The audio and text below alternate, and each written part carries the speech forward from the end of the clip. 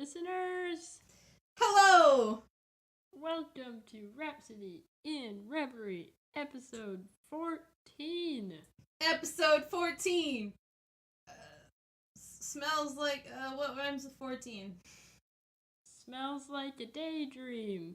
I was gonna say poutine. Yours is a better rhyme. Now I want poutine. You want poutine? I don't know if our union representatives will let us have poutine.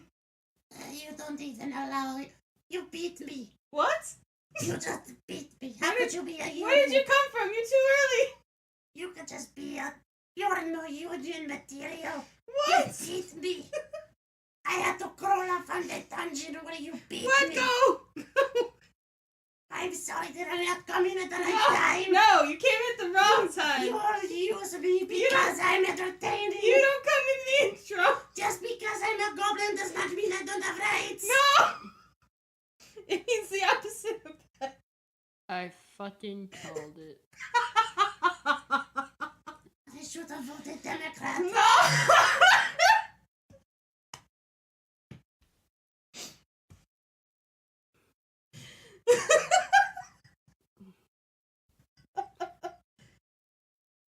What did I do?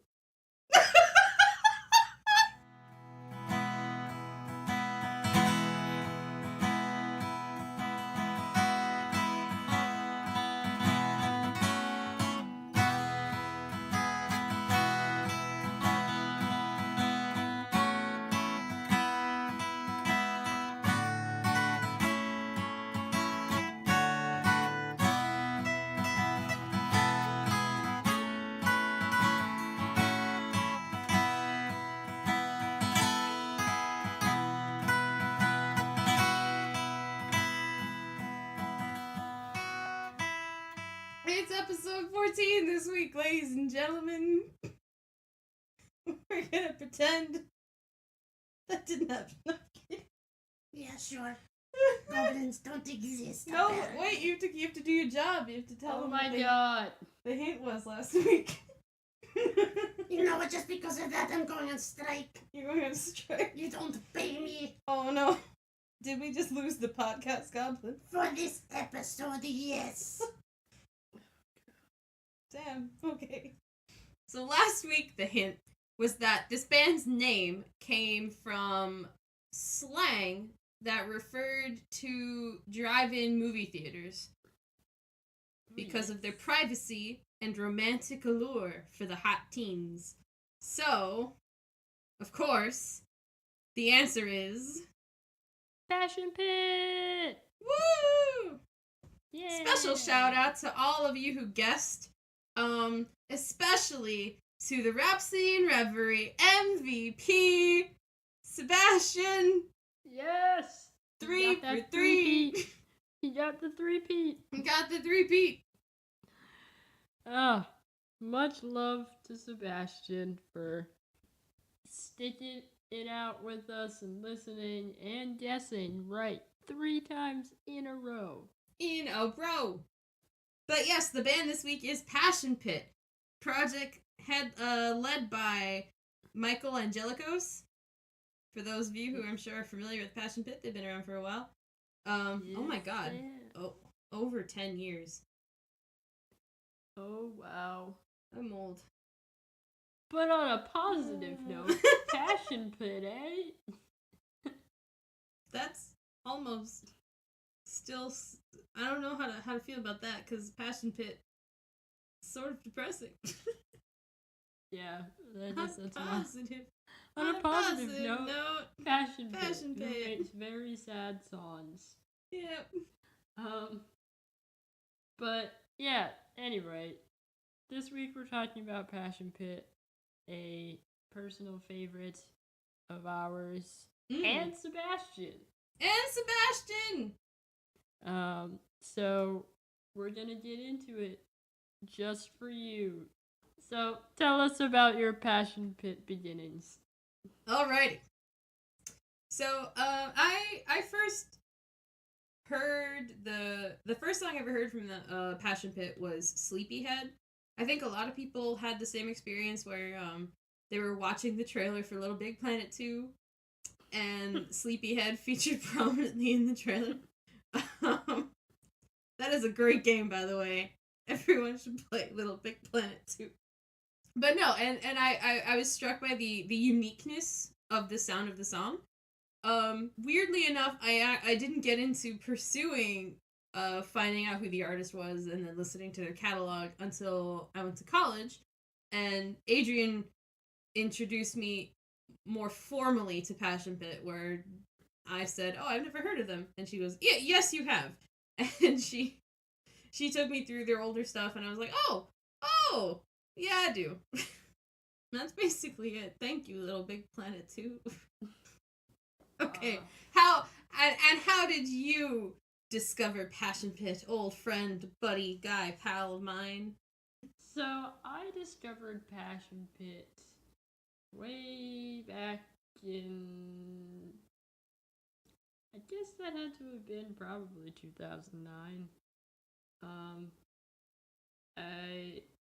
I think the first song that I heard was also Sleepyhead because my brother had it on his computer and he had listened to it, and so my house was very small, so basically if somebody was playing music, everybody heard it. So that's kind of how I discovered Passion Pit, and then I was intrigued because, like you said, it's a really unique sounding song.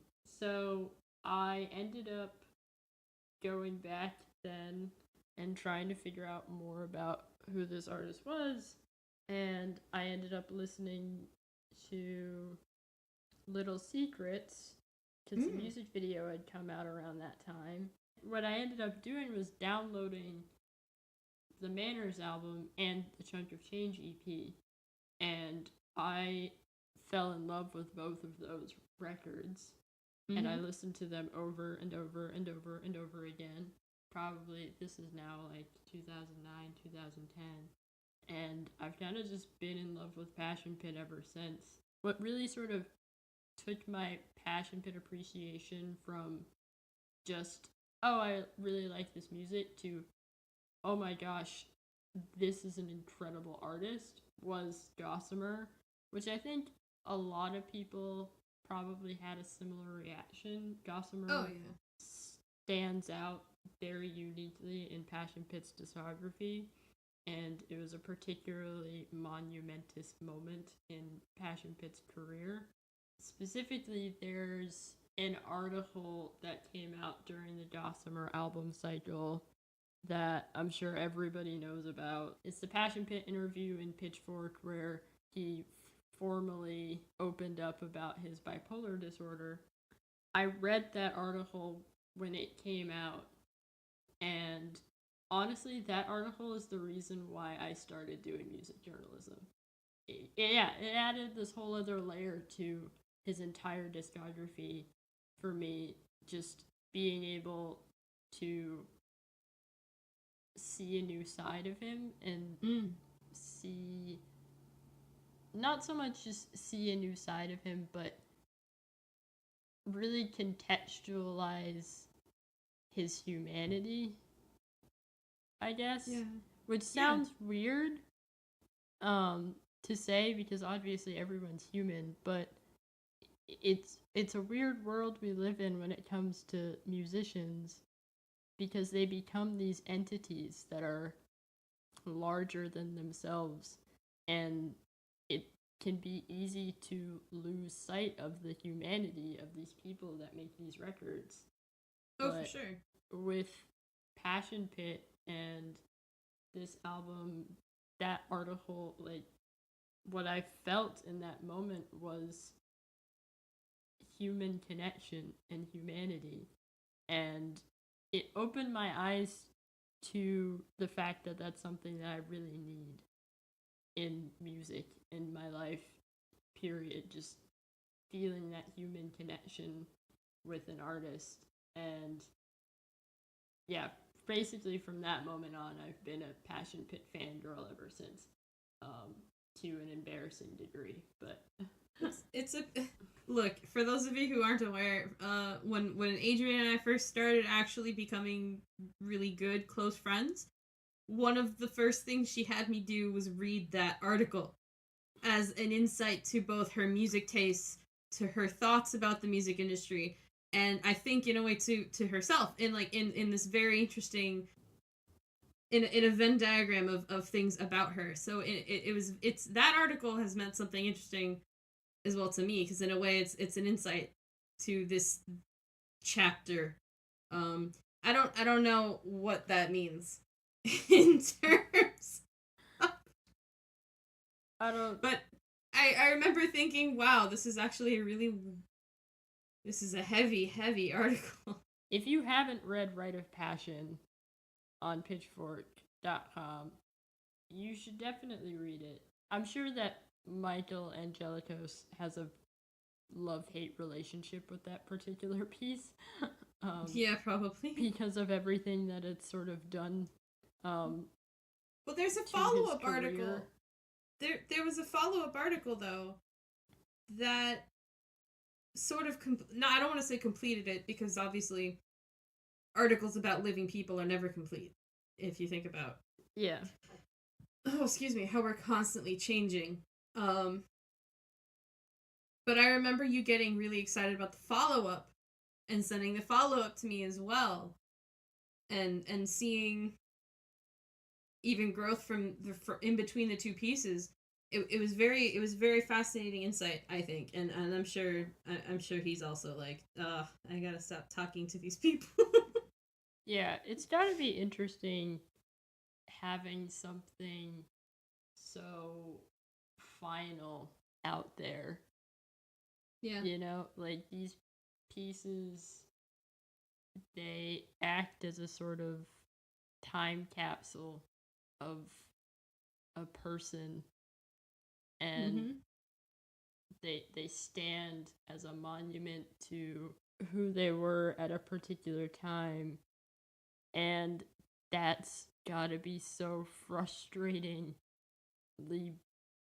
strange as a human to have something like that, because like you said, like humans are always changing. There's no like it's never finished. So to have something so static about something so dynamic, it's just it's just a weird paradox of ideas. It is a paradox, but I think too it accomplished something that I think he's been very, very passionate about, which is shining a light on mental health, especially the mental health of musicians, which is why he's doing the Wish Art group. Yeah. So I mean, I think in terms of positive effects, I don't know. I think it helped in a way. Where does one begin with Passion Pit? I think we should start with Sleepyhead, in my opinion. We can start with Sleepyhead because it is on the Chunk of Change EP, and I love the Chunk of Change EP so much. And if you haven't listened to the Chunk of Change EP, you need to put that on your list of things to do in life, because get on it. It's a great starting introduction into Passion Pit. I love the story behind the Chunk of Change EP. It's delightfully adorable. Just like he literally didn't even intend for anybody but his girlfriend at the time to listen to it, because it was a Valentine's Day present. And then it turns him into one of the biggest indie bands in the world. It's adorable, and also kismet. Enjoy. Indeed. But yeah, and Sleepyhead is the last track on that EP. It's, as we said earlier, it's so unique. I want to take a moment to say how validated I feel. Because from the first moment I heard that song, like, in its entirety, sat down, listened to it, to really, like, dissect it, get into it, I always felt that there were words being sung that weren't necessarily in English. But I always like the high pitched part right before he starts singing. Mm-hmm. I always felt that there was like something there. And everyone's like, no, it's just like, you know how like artists can sometimes take sounds and make it sound like words, but they're not really words. I feel validated because you know what? Apparently the song samples an Irish song that I'm not even gonna try to pronounce because I'm gonna screw it up. By an Irish singer and harpist, pardon me, Mary O'Hara. Mm-hmm. And again, I'm not. It looks like Oromo Biden, but that is probably not it at all. So I just want to say I feel validated. And again, how cool and inventive is that to sample something like that? I don't know. To me, that's pretty unique and fascinating, and it adds a whole other layer to my enjoyment of that song. To be honest. It's such a great expression of creativity to be able to piece together sounds and bend them to your will. Because that's basically what you're doing when you sample things. You're just like this giant master puppeteer that's just hobbling things together out of nothing, bits and pieces and scraps. And it's always blown my mind how people are able to take something that they hear and be like, oh, that's really cool. It'd be great if I inverted it and pitched it up and then like the things your brain has to do to come up with those sounds. Right? The processes that you have to think 5-10 steps ahead. Yeah, and you have to be so meticulous to be able to piece it all together. You have to listen to things over and over and over again. So anybody that does any type of music like this always just blows my mind. This is gonna sound it sounds kind of odd, but I only am aware of this because I was doing a little bit of Genius research. He said, I don't remember where this comes from. I know you can find it in the Genius annotations of his latest album, Tremendous Sea of Love. But he was talking about how there are specific songs that he likes that he considers walking soundtracks. Mm-hmm. And how he couldn't find anything, so he wrote his own. That's amazing. That was fitting the specific need that he had. And that was about his latest album. But to me, Sleepyhead is one of those songs that I can strut down the street listening to. Mm-hmm. Like I don't know. I've related to that quote so hard. I was like, this quote is me. I too need a specific set of songs to do activities to. Honestly, that's me too. Yeah, I feel like it's a lot of people, and honestly, props to being able to do it yourself, like to make your own. Yeah, my life would be so much better if I could just make the songs that I do. Right.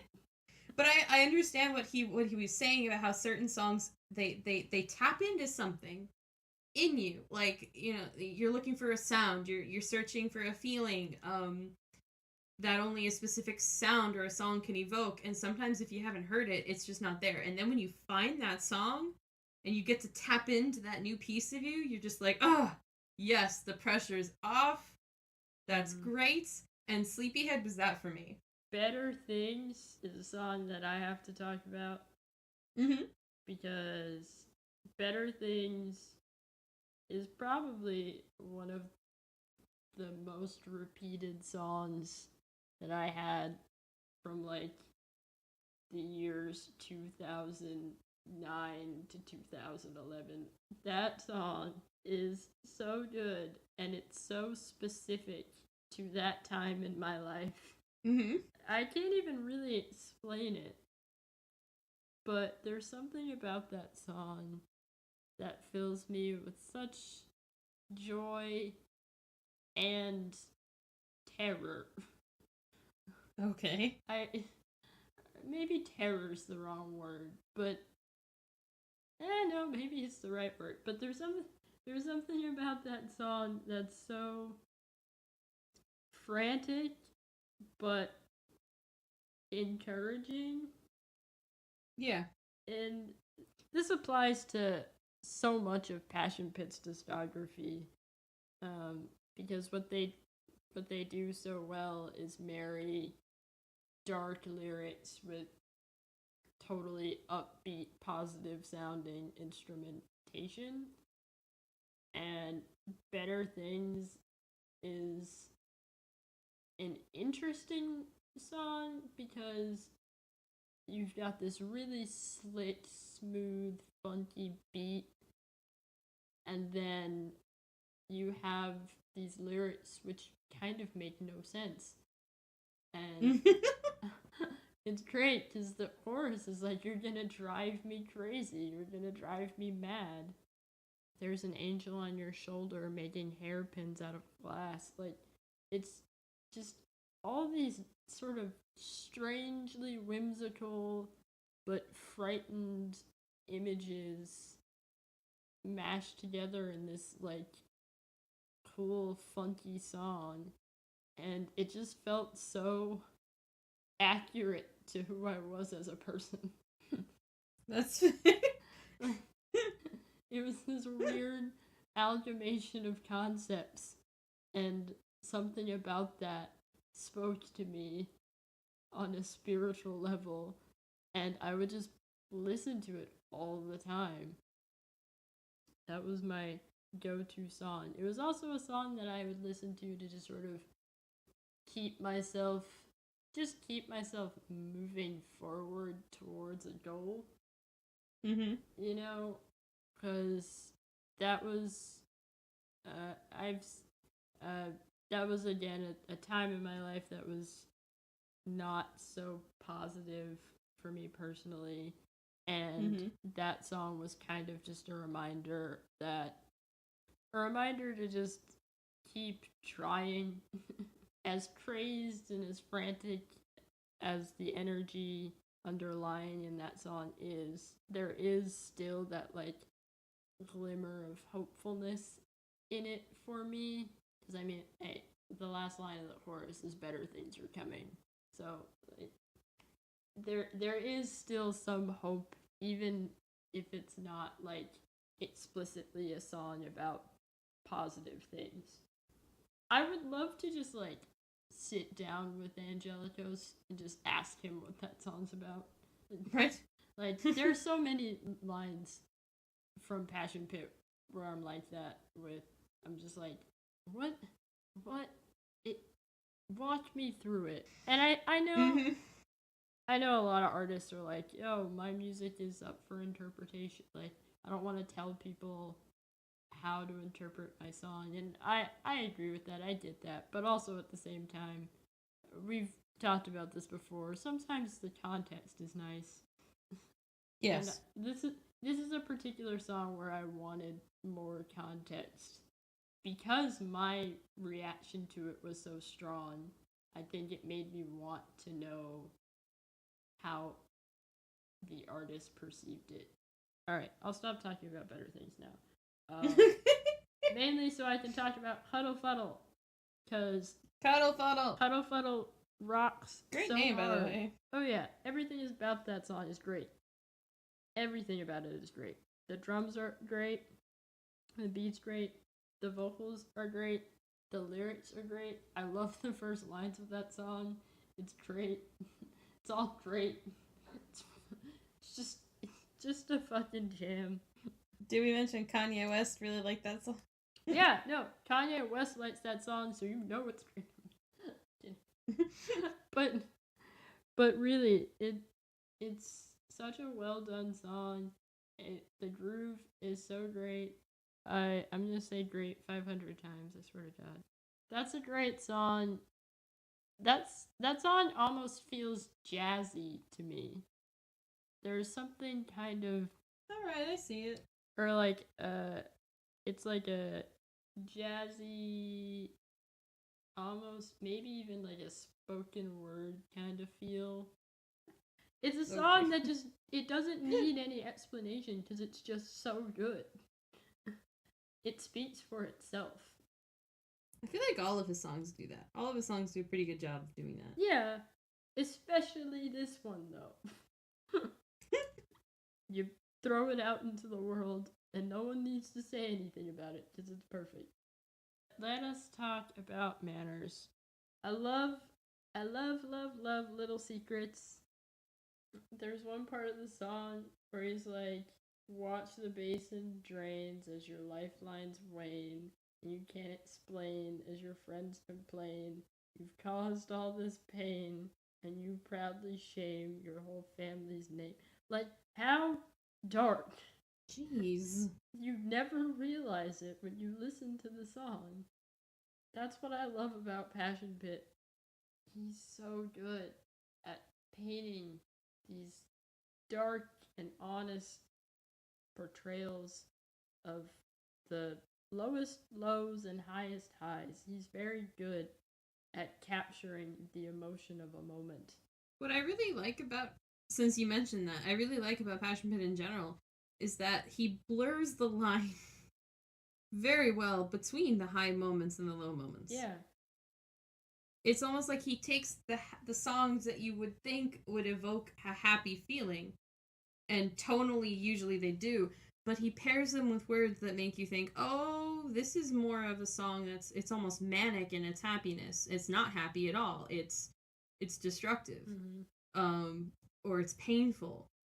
And he blurs the line really well, where you really have to listen closely to figure out like if he's really trying to portray one emotion or the other, and sometimes he's portraying both. It's really interesting. Yeah, it's one of the things that I love about him, and it's honestly the thing that I think is why I gravitated towards his music, because I could never really explain why I felt such a connection to it. And then it wasn't until much later and learning more about myself, honestly, and realizing some of my own, just sort of experiencing my own lows and highs, and just realizing that just realizing how weirdly similar those experiences can be, like being low and being high. You know, it's weird sometimes how pleasure and pain are so connected. It's hard sometimes to make sense of explaining your feelings in terms of Passion Pit songs, because so much of it is dissecting somebody's brain. Like, that's part of what we all love about Passion Pit, is the chaoticness of the wall of sound thing that he does so well.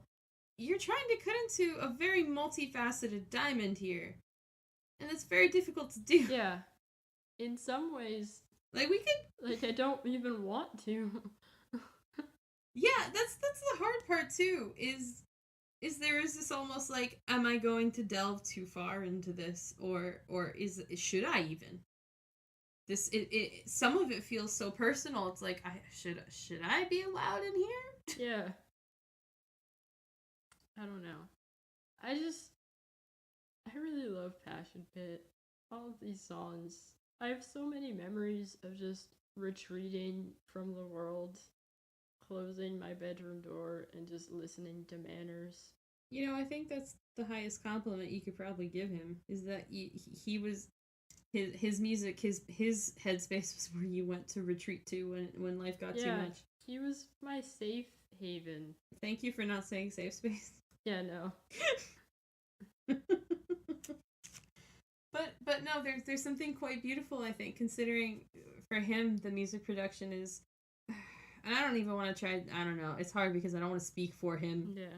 Obviously, this is going based off of reading things and comments that he said, but it's if music is truly how he sorts things out for himself and processes the world and makes things a little bit better and helps other people through his music, then I think that's the highest praise you could give him, is that his music helped you, not just in the respect of it being a safe haven, but that it also helped you to process all of the noise in your own head. Yeah, it's weird because it's almost like, I don't know, this is hard for me to explain, but it's kind of, when I sort of first got a more formal diagnosis of anxiety, I didn't really know what to do with that information in the context of the life that I had lived, because I just lived that way for so long, and then just sort of realizing how it affected my life in the past. It was a weird experience to have, but listening to Passion Pit after having that experience in my life made me realize, I don't know what I'm trying to say. It helped me understand myself as I was learning more things about myself. So, what are your favorite songs on Manners? Just let's kick the ball rolling. What are the go-to songs that you have when you were like, I'm gonna sit down and listen to Manners? I think The Reeling is definitely the main go-to, I think. That song spoke to who I was as a teenager. Okay. And who I am now. Just me in general. There was something about the chorus that was just so in line with the way my brain worked when I was 15, 16, and on into now. It's just this feeling of being so overtaken by what's going on inside of you, to the point where it's just too much. That's kind of how I felt / feel about the inner workings of my brain 99% of the time. Like, my thoughts are always on overdrive. Basically, that song was me dealing with my anxiety before I even knew just how much it was affecting me. I felt like I finally had a representation for how I felt all the time in that song. And so having that was just, I felt so relieved to have that song in my life, because it was like, hey, there's a place for what you're feeling in this world. You're not a complete freak of nature. Maybe somebody else understands. So I really like The Reeling. I also like Fold in Your Hands. That one's also really good. That one's an interesting song because it's like, it's depressing but also determined. Yeah. There's something destructive about this determination within that song. So I like that song. Again, every single one of these songs, I'd love to just sit down with Michael Angelakos and be like, okay, walk me through this. just speak. Yeah, I think it would be so fascinating to have a conversation about these songs with him. Mainly so I could just tell him, thank you. Thank you for making this album. Thank you for helping me understand who I am. Thank you for making me understand who I'm not. Like, so much of this album made me feel safe. This episode's getting so real. Yeah. Unintentionally. Or maybe intentionally. Maybe it's good this episode's getting real. There's honestly, with Passion Pit, there was no way this episode wasn't getting real. So yeah, I guess my favorite songs are probably Little Secrets, The Reeling, and Fold in Your Hands. Oh, but I really like Swimming in the Flood.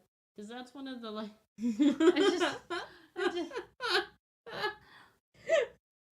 Alright, I'll stop talking. What are your favorite songs on Manners? To Kingdom Come. That's a great one. There was something very... Because here's my thing is, when I was, like, listening, when I was first getting into Passion Pit as an actual entity, I don't know, that was one of the first ones I heard off of Manners, and it always stuck with me, and I'm not sure why. It's really good. Like, it's Sleepyhead, of course, is it's in a realm all its own, but to Kingdom Come, there was something very dramatic. Do I want to say dramatic about Maybe. it? I don't know. You might want to say dramatic. There's something a little theatrical about it. You can't call a song To Kingdom Come and then not follow up. I don't know. I really, honestly, off of Manners, those are my two favorites. It's probably the horns. The chorus of To Kingdom Come? Yeah. It's gotta be the horns. Yeah. I'm a sucker for a good horn section.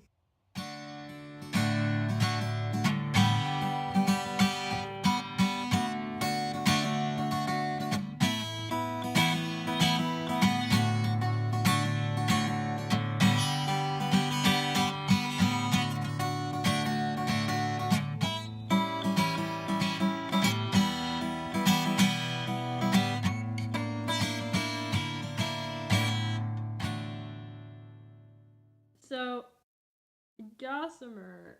I have a distinct memory of listening to Gossamer for the first time because I did it with one of my best friends. Woohoo! She came over the day it was released, and we just basically had a listening party, me and her, in my living room, and we listened to each song, and every song we were just like, how is it so good? We were just blown away by how great this album was when we first heard it. Every single one of these songs is so good and so powerful, and it's all so depressing. All of it. Like, Well, I mean, yeah. Yeah. Well, no, you shouldn't say it. It's very raw. Yes. That I will give you. That Gossamer is very raw. Which is interesting when you consider the title of the album. Mm-hmm. Considering how Gossamer is. It's a very thin, soft fabric, very see-through, and I don't know, maybe in a way it's him giving an insight. Well, all of them are, but maybe the title is more an in-your-face way to say, this is it. Yeah. Here's a raw, obvious, transparent look at some sadness, folks. Let's get into it. Let's go, guys. Favorite songs off Gossamer? You go first. So I guess we'll start with the obvious. Take a Walk is one of my favorites. It's, I mean, you hear it in commercials. It got a lot of exposure with that. There's something very boppy about it almost. Like, it's both a mellow, high energy song at the same time, and it's I don't know. Whenever I hear it, I always want to dance. It's funny because it's an interesting song. It's got some heavy layers in it. I know it's about his family. That's fine. I mean, I get it. Everyone misconstruing a couple of lines about politics. In truth, I also thought it was about politics when I first heard it, and I got excited. But we're not gonna get too into that. I respected it a lot. It felt very much like, you know, like someone coming to America and the stress of it all as a new American family getting to you, and you need to just go take a walk to take the stress off. That's the story of a lot of people, of a lot of people's families, and I'm including some of my own in that. So it's a story that's very common and yet unique in all their own ways, and I respected Take a Walk for capturing the stress of it all, capturing, like, you know, sometimes you just need to go take a walk. I don't know. It's a really beautiful song, honestly. I'm also gonna just jump into number 2 and be like, "I'll Be Alright" is another one of my favorites. That song punches you in the face. Okay, that song right off the bat is just boom, doosh, doosh, wall of sound. Hit it. Yeah. And I loved that about "I'll Be Alright." Granted, it's also another one of those like semi-manic songs. Like it almost evokes that feeling in myself. There's something very interesting about the first line of "Can you imagine never having any fun?" I was like, nope, can't, nope, bye.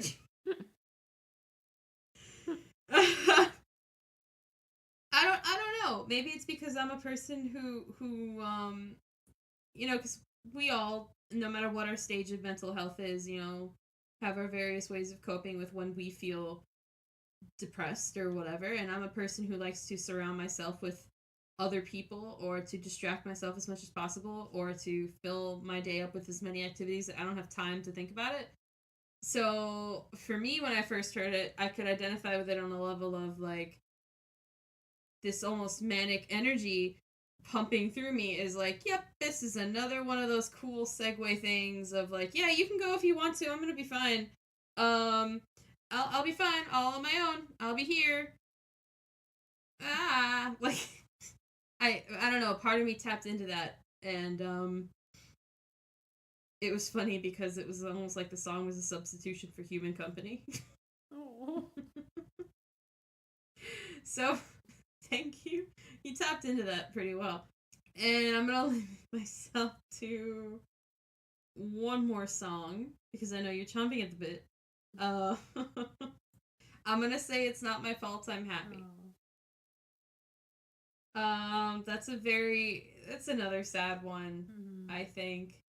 I'm trying to think because I think when I first heard it, I misinterpreted it as something that actually was a happy song when I first heard it and didn't listen as closely. And I was like, oh, cool, yeah, I'm living my life, it's not my fault, I'm happy, I'm good. But it's not about that. I don't know. He's again going back to my earlier points. He's very good at blurring this line between being okay and being not okay, and you almost can't tell. Like you can always tell that he's teetering on the edge of this balance between emotions and trying to express certain emotions in a song. And I think that's the point. Maybe even hour to hour, day to day, minute to minute, you don't know. It fluctuates so often. It's like I don't know what I am, and I don't know. Again, it's not my fault. I'm happy. Tapped into a place I was feeling at the time when I first heard it. Oddly enough, it became another one of my walking songs. Don't know what that says about me, but it's another one of those songs that gets you. So those are my top 3. I don't care what number you go into. I was limiting myself to 3. Okay. Go! Be free! I opened the stable gates. The bull can rage. Alright. So what were your favorites? I'm gonna start with "I'll Be Alright" because nice. I mean, you said it. There's just that energy in that song. I think a lot of people can relate to that feeling, regardless of who you are. I think every so often you reach a point in your life where things are so out of hand, and you hit a wall. You're in such a hole that you just kind of want people to just leave you there. And you're just like, forget it, like, I'll be alright, just live your life and let me just be here. At least that's how I always felt listening to it. I would listen to that song a lot at like 3 a.m. I used to sleep a lot. I would sleep till like 7 o'clock at night and just stay up till like 4 or 5 in the morning. And I would just listen to that song and do crazy stuff like splatter paint all over my wall. I can't really explain much further than that, but like that's really what that song was for me in that moment. It just was a song that I would turn to, like you said, as a substitute for human company. It's just, it was the song that I needed to have because I didn't want anyone else around for what was about to happen. Okay, so it was the opposite of Yeah, me. yeah, where you sort of like, you seek to reach out to people. I'm Mm-hmm. the opposite, and like for me that song was my like way of just like closing in and just like really just expelling myself from the world for a few minutes. And just being Okay. like, I just Interesting. need to not think about other people right now, because if I do, all I'm going to think about is all the ways that I'm failing them. Oh, damn. Which again, this is a dark episode, guys. But Passion Pit is there for the highs and the lows, and everything in between. Michael Angelakos is a brilliant songwriter, and all of his songs have been soundtracks for my life at both the good and the bad. And in that spirit, I will segue into my next favorite song, Carried Away. Which, Woo! I mean, still isn't really happy, but it made me feel happy. Look, man, the power of music. You know, yeah, I really loved Carried Away. But yeah, last favorite is Constant Conversations, because this is a lighter note. Because when I heard this song, my first thought was, this is a Setch jam. Wow! I was so happy when I heard this song for the first time, because it was this cool sort of R&B vibe, and I was like, yes, come through with those like sultry samples and the, oh god, and the imagery on that song too is particularly striking. The line that always really sticks out to me is, if there's a bump in the road, yeah, you'd fix it, but for me, I'll just run off the road. I don't know why that line sticks out to me so much, but I just have always loved it. I just love that expression of who these two people are. I think it really paints the picture of their differences really well. So, Constant Conversations, I'll Be Alright, and Carried Away. 2, 3, and 4, coincidentally. And honestly, there are so many others. I also really like Cry Like a Ghost. Also like Love Is Greed. So, alright, I'll stop. Kindred's special to me because that was the first one that I listened to with you. And I remember like the both of us being excited together. And I was like, yay, Kindred. Yeah. It's also just a good feeling album. It is. It truly is. I remember hearing Lift It Up when he put it out before the album itself premiered. And I remember just being so excited for the whole thing. And it was so this actually was like an actual cheerful album. I was just so happy he was happy. I was like, yeah, happy song. Honestly, and the fact that the chorus is 1985 was a good year. Yeah, I was like, good. Which, it could be considered sad. The last time I had fun was in 1985. But I choose to think of it the other way. And honestly, it was so good. It was cinematic too. in a lot of ways, lifted up. I had a lot of good feelings from that album, from Yeah. that song. I find it interesting on Lift It Up. He has a deeper voice on that song. Which Yeah. I appreciate that he brings that tone into this record. I find it interesting how he said in an interview once that like Passion Pit is kind of like a character, and like he has to really like try to get into that like voice and vocal space, because he sings extremely high in like all of his songs. And it almost feels like with Kindred and with him bringing in a lower register, it's almost like him, I don't know, bringing in another piece of vulnerability, like another layer of vulnerability by going to that register, because it's not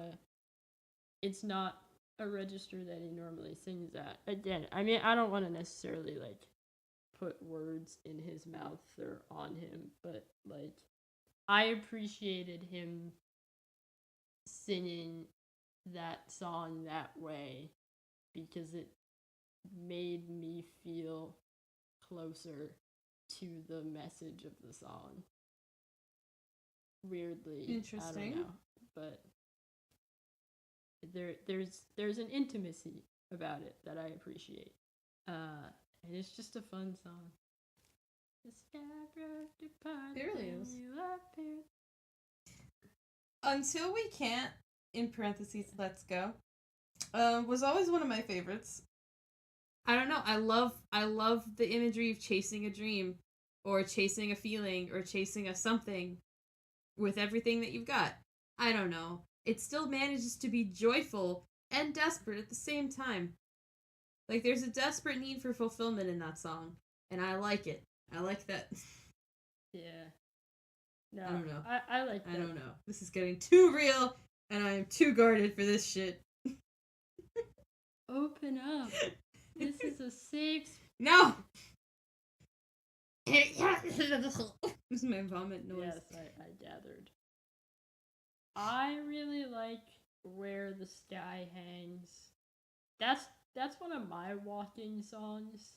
Like, Yes. That's a great song for like a really nice summer day and you're walking down the street. It's just so peaceful.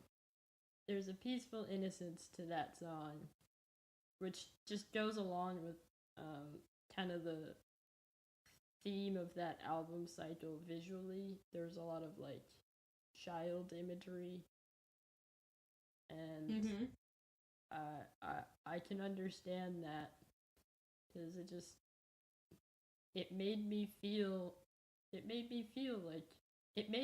young, which is weird to say as somebody who's only like 24, but I don't know. The song just reminded me that it's okay to take a walk in the afternoon and just smile at the clouds.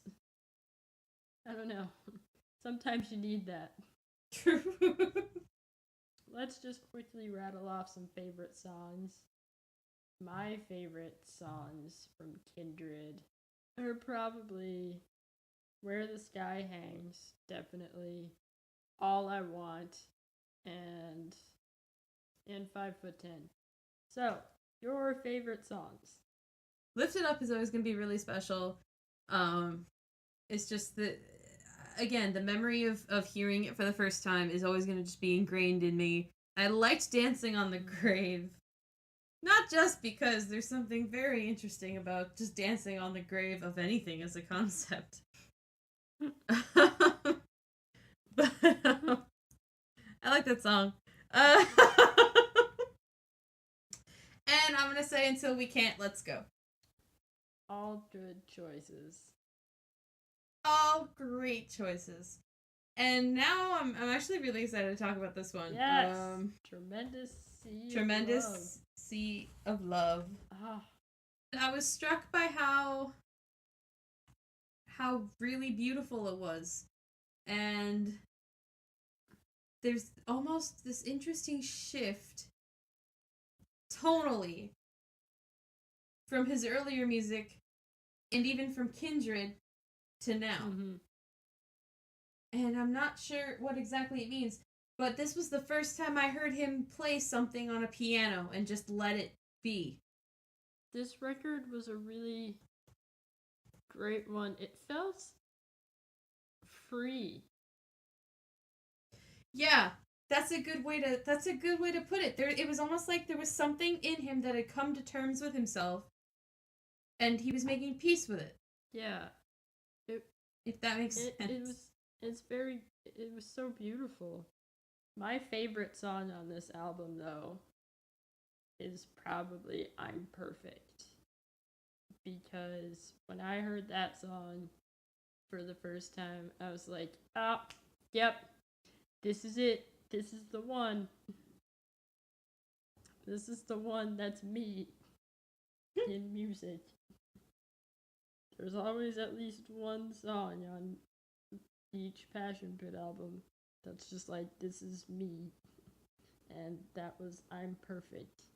I relate so much to the chorus, and it's just like, tell me I'm so perfect.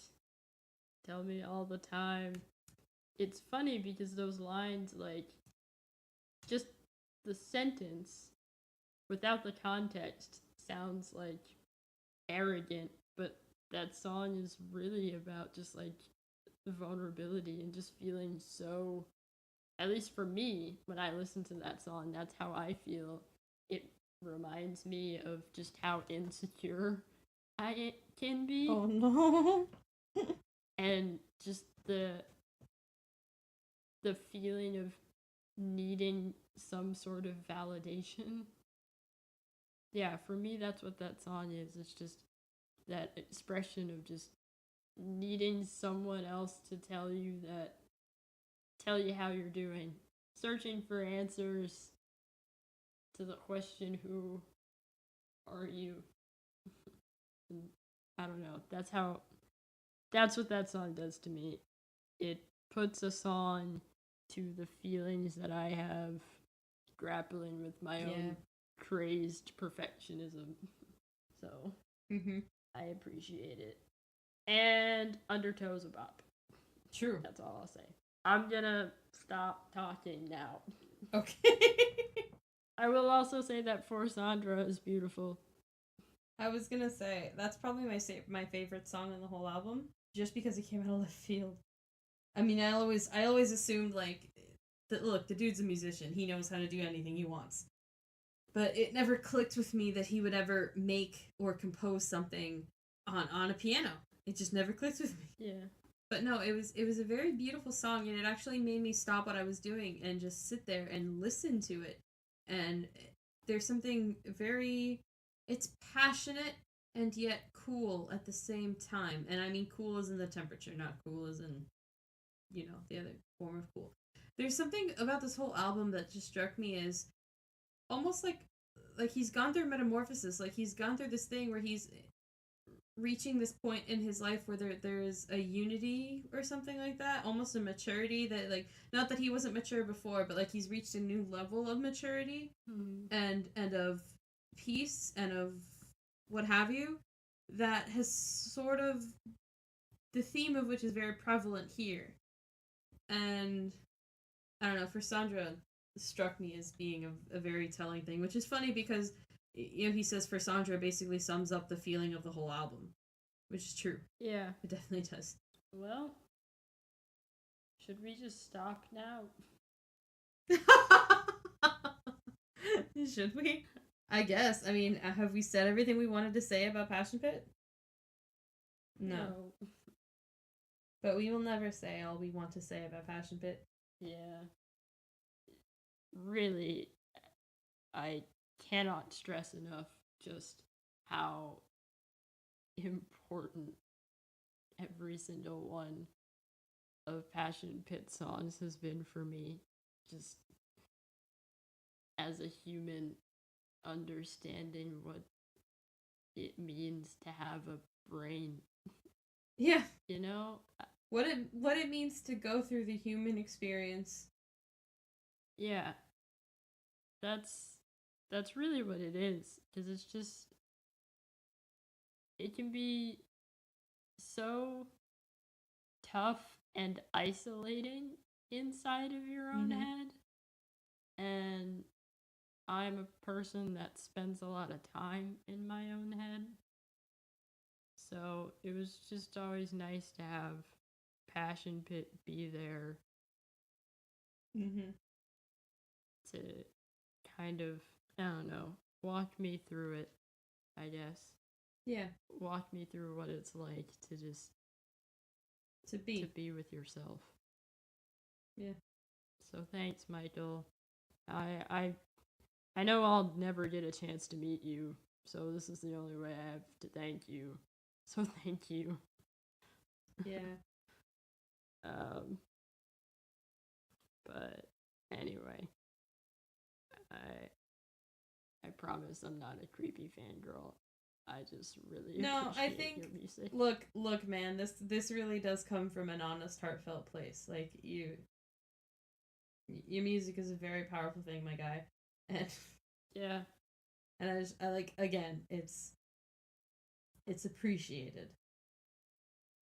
All right. Like, yeah. Anyway, before we all start crying, all right. So to move on to happier things, it's time for Up and comers. Up and Comers. Gotta write a new song for that. So who do we have for them today? Old putty, buddy, pal, Old putty. old putty. We've gone from old buddy, old pal to old putty. Um. All right. Shall I go first? Yes. Why don't Okay. So the artist that I've chosen is you? Mm-hmm. Psychic Twin. Ooh. Now, I discovered Psychic Twin with my good pal Katarina Mm-hmm. when we went to see Starfucker play. I forgot. Yeah, that was that I night. forgot about that show. They opened for Starfucker. And first of all, Starfucker is also great, but you should know Yeah. Starfucker. So, what was so great about seeing Psychic Twin live is that they were like, it was like watching two intergalactic space aliens take you Yep. on a journey. It really was. It really truly That was. entire night was just an interstellar disco. It was a beautiful experience. And yeah, Psychic Twin is so good. Vocally, I love what she does on all of her songs. My favorite song is Strangers because I love the way it starts. It has this very dizzying effect to it. Mm-hmm. With the synthesizer that just kind of runs through the entire song. And I think it just really adds to sort of like outer space quality of her music. And she has this very airy, sprightly kind of sound to her voice. And I love it. She is at I Am Psychic Twin on Twitter. And she is Psychic Twin on Facebook and Instagram. Definitely give her a follow and let her know that Rhapsody In Reverie sent you. Who's your artist for this week? This week, I have the London-based solo artist Chris Reardon. Chris is a how do I describe it? It's very alternative rock, very bluesy, very folksy. He goes hard sometimes, and it's really fun to listen to. Honestly, I love blues. That's something about me, is I love the blues. And his song He just put out a new song called Fighting Man, and it's very good. Check him out. Honestly, he's if you're into that kind of music, do yourself a favor. Listen to him. Listen to Fighting Man. Listen to Spiders. Check out Bombay. If You're Gone, I'm Going Under. Honestly, it's all good. It's all good. That's all I have to say about that. You can follow him on Twitter at C Reardon Music. On Facebook, he's Chris Reardon Music. And on Instagram, he's Chris Reardon, but with 3 N's instead of 1. Check him out. Give him a listen. Give him a follow. Tell them Rhapsody In Reverie sent you. That'd be cool. Alright, well, with that concluded, we did it. We did it. So, thank you so much for listening to this week's episode of Rhapsody In Reverie, episode 14. Episode 14. Yeah, be sure to follow us on Facebook and Twitter and Instagram. Rhapsody Podcast for Twitter and Instagram.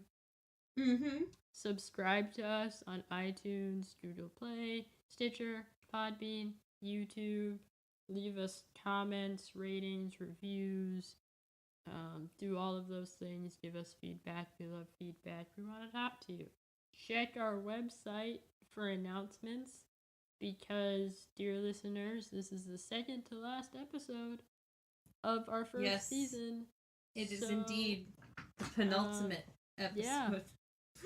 So you should definitely be paying attention to our website because we have a lot of cool things that we're going to be doing in our off season, and we'll be keeping you updated on the beginning of season 2 and all that good stuff. Who knows? Maybe we'll even hint at some of our artists for the new season during our off season. So, stay tuned. But yeah. Exactly. So now that all that's out of the way, it's time for us to hint at the last episode of our first season. So, Hint Master, do the honors. Hint Master. Are you gonna give us a hint? No? Alright, he's still sulking, so it's up to me. I can't promise I'm gonna do a better job. But which band has had its lead singer release a book of poetry called Sincerely John the Ghost? Very interesting. You'll look, that was kind of a freebie. Our hints have maybe been too hard.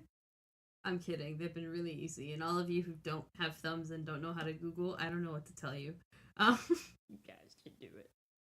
You can do it, guys. Sebastian, we're counting on you. Come on, Sebastian. 4 for 4. 4 for 4. Oh, man. Okay, well, that's it, guys. See you later. Yeah, our energy's all gone. Goodbye. Ain't got no time for puns. Sorry. This was too somber an episode. My inner dialogue is all a mess right now. I am distraught. Gonna go hug myself in the corner now. Yeah, I'm gonna go take a walk. There it is.